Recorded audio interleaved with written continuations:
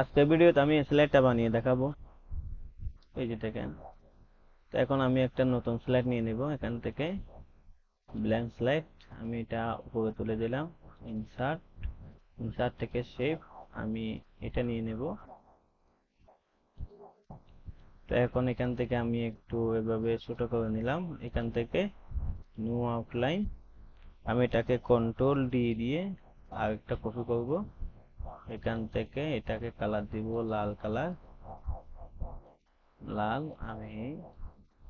এটাকে আমি জাস্ট এখান থেকে পিছনের দিকে দিয়ে দেব। এটা আমি একটু তুললাম, আবার কন্ট্রোল ডি দেব। এখান থেকে কালার দিলাম এটা, এখান থেকে ব্যাক আমি এতটুকু, আবার কন্ট্রোল ডি, এখান থেকে জাস্ট এটা, এখান থেকে ব্যাক এতটুকু, আবার ডি, এখান থেকে জাস্ট এটা, এখান থেকে ব্যাক এতটুকু, কন্ট্রোল ডি দিলাম। আমি এটা এখান থেকে ব্যাক এতটুকু, আবার ডি দিলাম। এখান থেকে এটা ব্যাক,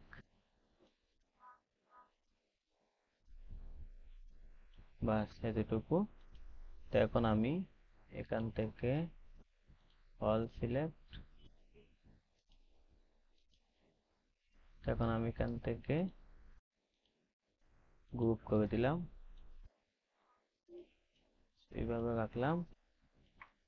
এটা আমি ডিলেট। এখন আমি এখান থেকে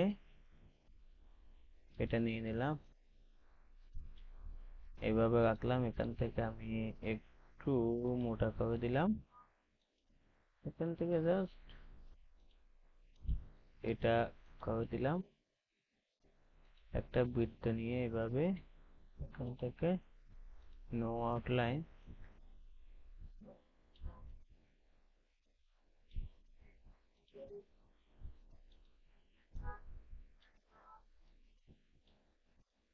বাস এইভাবে রাখলাম। এটাও আমি এইভাবে এটাকে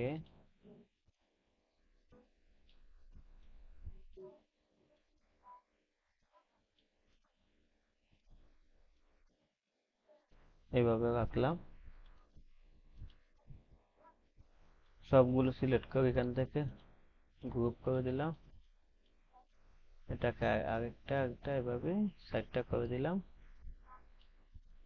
এতটুকু। এটা সিলেক্ট, এটা সিলেক্ট। আমি এখান থেকে একটা অ্যানিমেশন দিয়ে দেব। এখান থেকে জাস্ট এটা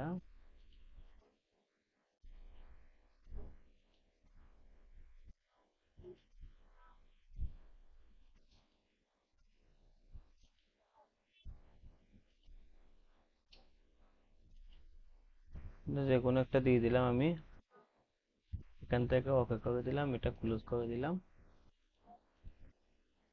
এই যেটুকু আমি চাইলে এখান থেকে হ্যাপি বার্থডে এটা দিতে পারবো।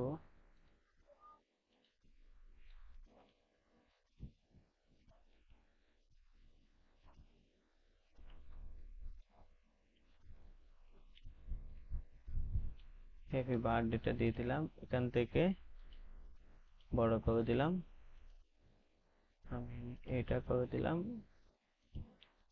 এখান থেকে লাল, এখান থেকে ইয়েলো করে দিলাম, আর একটু বড় করে দেব।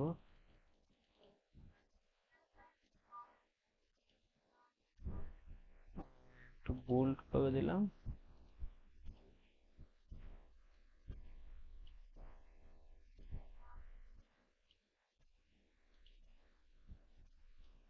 এই যে বাস আমার হয়ে গেছে।